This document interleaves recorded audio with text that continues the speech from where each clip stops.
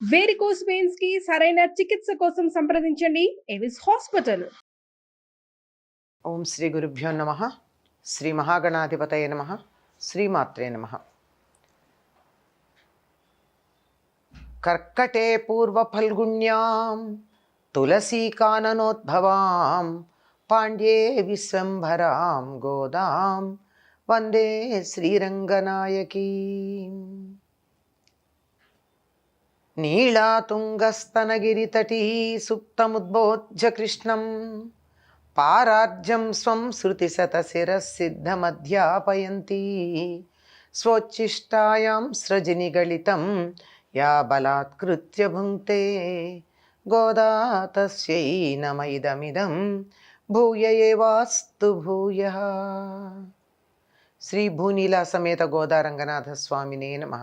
మాయనై మన్నువడ మధురై మైందనై తూయ పెరునీర్ யமுனை துழைவனை அயர்குலத்தினில் தோன்றும் மணிவிளக்கை தாயை குடல் விளக்கம் செய்த தாமோதரனை தூயோமாய் வந்து நாம் தூமலர் தூவித் தொழுத்து வாயினால் பாடி மனத்தினால் சிந்திக்கப் போய பிள்ளையும் புகுதருவா நின்றவும் தீயினில் తూసాగుం సెప్పేలోరెంబావాయ్. 5వ నాటి బ్రాహ్మీ ముహూర్తంలో గోదాదేవి నిద్ర మేల్కాంచి తాము చెయ్యవలసిన పనేమిటో చెప్తూ ఉంది. ఎందుకు చేస్తున్నారో ముందు చెప్పింది. 3 నెలలు వానలు పడి పంటలు బాగా పండి తాము చేసేటటువంటి ఈ వ్రతం యొక్క ఫలంగా దేశమంతా సుభిక్షంగా ఉండాలి. పొదుగు దగ్గరకు కుండలు చేర్చగానే పాలు వాటంతటవి పితకబడుతూ ఉండాలి అని చెప్పడం జరిగింది. అటువంటిది ఇప్పుడు ఇంకా ఏం చెప్తోంది? తమ వ్రతం ఏ విధంగా చేస్తున్నారో చెప్తూ ఉంది. ఏమని? ఆశ్చర్యకరమైన చేష్టలు గలవాడు. మాయనై అంటే మాయ చేసేవాడు. మాయ చేసేవాడంటే ఇలా మాయలు మంత్రాలు చేస్తాడని కాదు. అసలు మనకు ఆశ్చర్యం కలుగుతుంది. ఇలా ఎలా చేయగలిగాడు? 7 ఏళ్ళు లేవే కొండనెత్తాడన్నారు. అది మామూలు వాళ్ళకి సాధ్యమవుతుందా? మాయ అంటే ఏమీ లేదంటారు. ఆధ్యాత్మికవేత్తలు చెప్పే మాట ఏమిటంటే సృష్టిలో రహస్యం కానీ మాయ కానీ ఏదీ లేదు. మనకు అర్థం కాని దాన్ని మనం మాయా రహస్యం అనుకుంటూ ఉంటాం అంతే అని. అటువంటి ఆశ్చర్యకరమైన చేష్టలు కలిగిన వాడు, ఎల్లప్పుడూ భగవత్ సంబంధమును కలిగిన ఉత్తర దేశంలో మధురా నగరాన్ని నిర్వహించేవాడు. వడమధురై, వడ అంటే ఉత్తరం అని అర్థం, ఉత్తర దిక్కు అని అర్థం. వడమధురై అంటే ఉత్తర దిక్కున ఉన్నే మధురని ఉన్నవాడు. ఇక్కడ వీళ్ళకి దగ్గర ఉన్నటువంటిది దక్షిణ దిక్కున ఉన్నటువంటి మధురా నగరం, అది ఉత్తర దిక్కున ఉన్న మధురా నగరం. ఆ మధురా నగరాన్ని నిర్వహించేవాడు. పవిత్రము అగాధము అయిన జలము గల యమునా నది రేవే తనకు గుర్తుగా కలవాడు.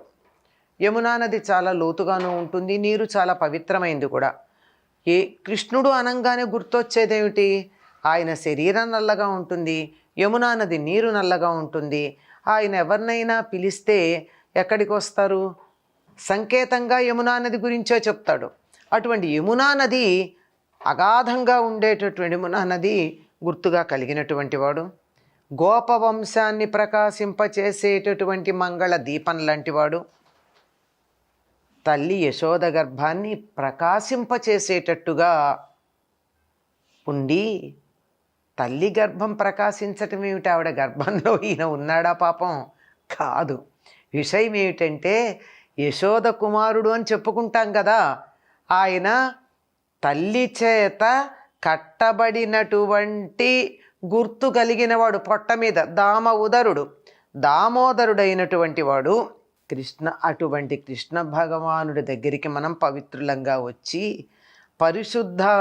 మనం పరిశుద్ధంగా ఉండడంతో పాటు పరిశుద్ధమైన పుష్పాలతో ఆయన అర్చన చేసి, ఆయనకు అంజలి ఘటించి, నోటితో కీర్తించి, మనసారా ధ్యానించి మన పూర్వ సంచిత పాపరాశి ఆగామి పాపరాశి అగ్నిలో పడిన దూది పింజల్లాగా భస్మమైపోయేటట్టుగా ఆయన్ని సేవించుకుందాం.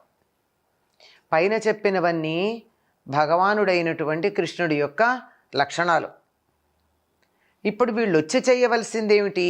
అటువంటి ఆయనని ఏం చేయాలట?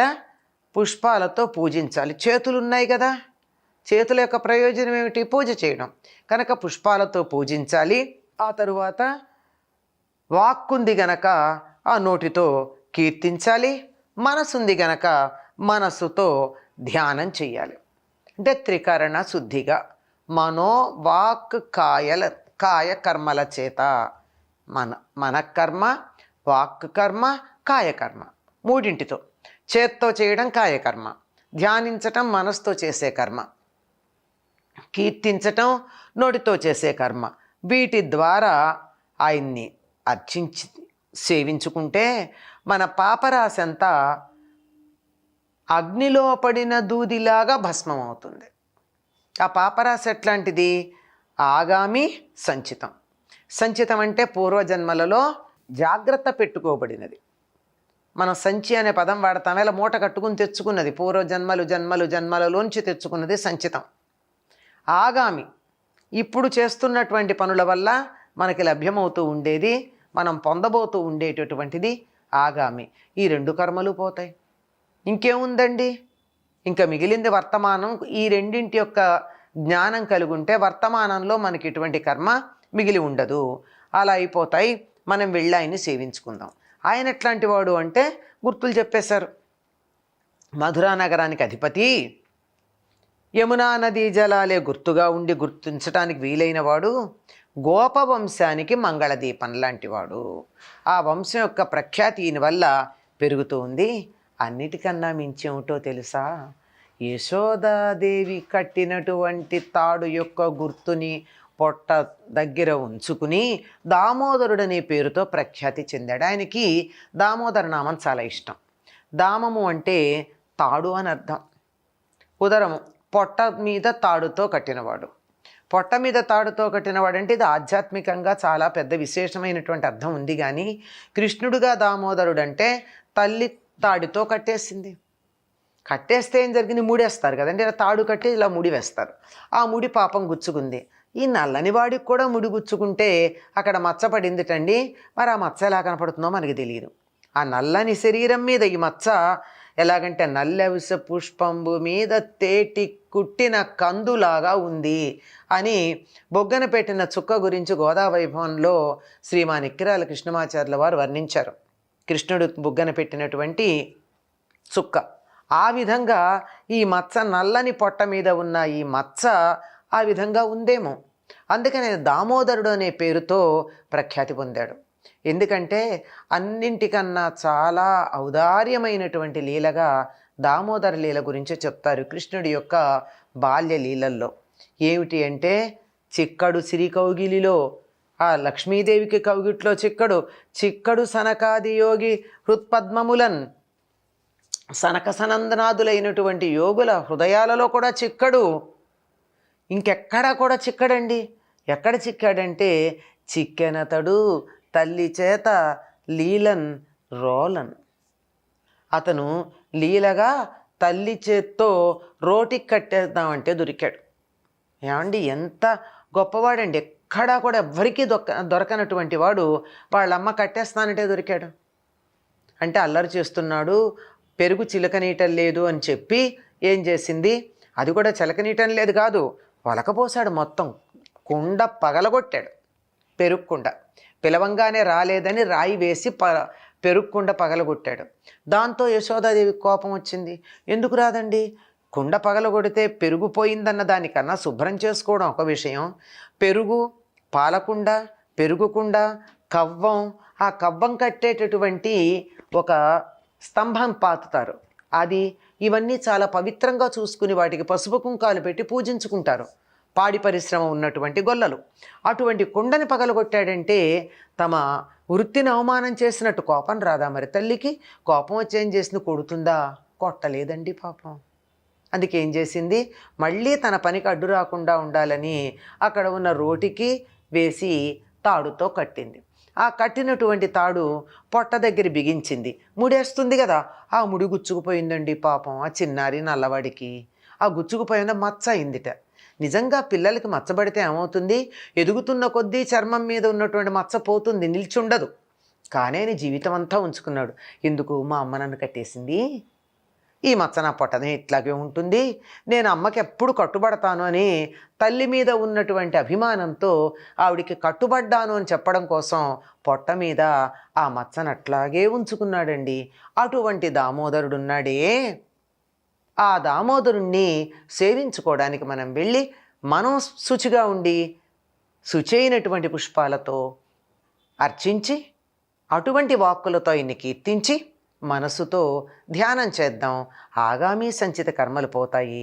రండి రండి, మనం చేయాల్సిన పని ఇది అని చెప్పి గోపికలని, గోపికలంటే ఎవరు, నందవ్రజంలో వాళ్ళు కాదు, శ్రీవిల్లిపుత్తూరులో ఉన్నటువంటి గోదాదేవి చెల్లులు, వాళ్ళందరినీ తాను గోపికలుగా భావించుకుంది గనక రండి రండి అని చెప్పి వాళ్ళని తనతో స్నానవ్రతానికి తీసుకుని బయలుదేరింది గోదమ్మ. స్వోచ్ఛిష్టమాలికా బంధగంధబంధురజిష్ణవే విష్ణుచిత్తతనూజాయై గోదాయై నిత్యమంగళం. స్వస్తి.